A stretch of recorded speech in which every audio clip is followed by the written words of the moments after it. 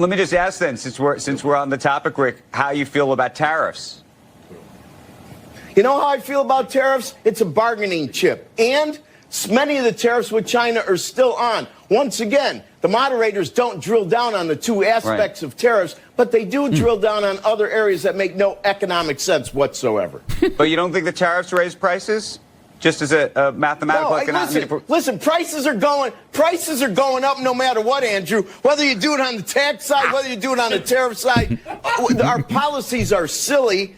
We can't be Santa Claus. All those programs aren't policies, they're promises that never get by Congress, and each one of them has a cost we can't afford because we've done this before. When you prepay and you make policies that don't make economic sense, you may think you're getting a benefit. Look at what we learned yesterday. Finally, wages reach 2019, but it doesn't reflect how much they've gone up since 2019. If you're out there and you're a young person, study up.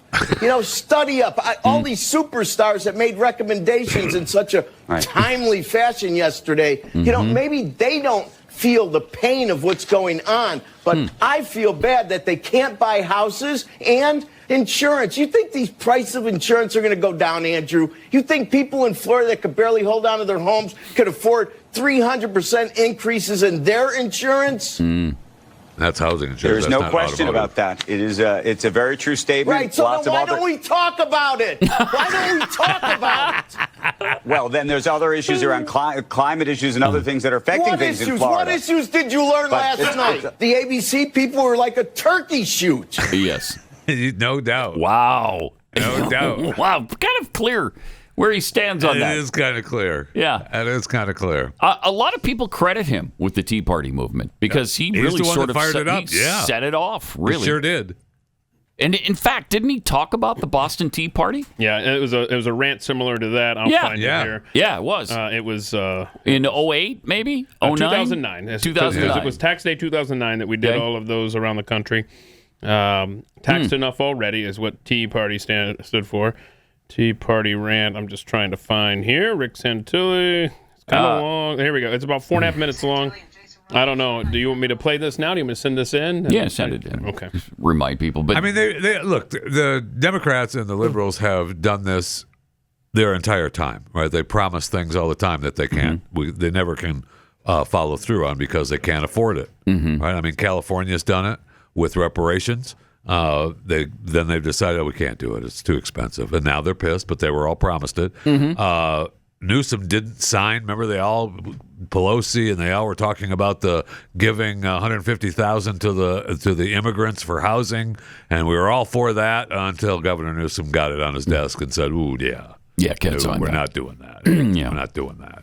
So they could promise you the world, but where's the money coming from? And Santelli makes a great point about these celebrities that are endorsing Kamala Harris because it doesn't affect them. In such a timely fashion.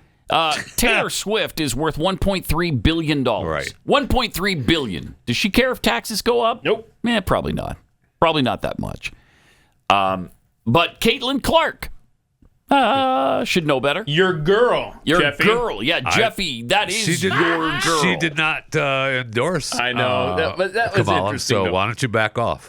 She basically did. She liked in an the same Instagram corner as post Brittany and Mahomes. then was questioned about it and it said that make your own decisions. That's what she said. Let's see. Let's see. That's what she said.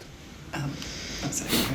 Kaitlin, you liked an Instagram post last night from Taylor Swift that got a lot of attention. Liking a social media post. And I'm just curious if you could tell us what that post meant to you, and if you are in fact potentially going to endorse Kamala Harris. Thank you. I think for myself is, I have this amazing platform, so I think the biggest thing would be just to encourage people to register to vote. I think for myself, this is the second time I can vote in an election. At age 22, I could vote when I was 18, so I think do that. That's the biggest thing I can do with the platform that I have, and that's the same thing Taylor did. And I think continue to educate yourself with the candidates that we have, the policies that they're supporting. It'd be nice if you'd do that. That's the biggest thing you can do, and that's what I would recommend to every single person that has that opportunity in our country. Thank you. Wow. What an idiot. What a moron. She's endorsing.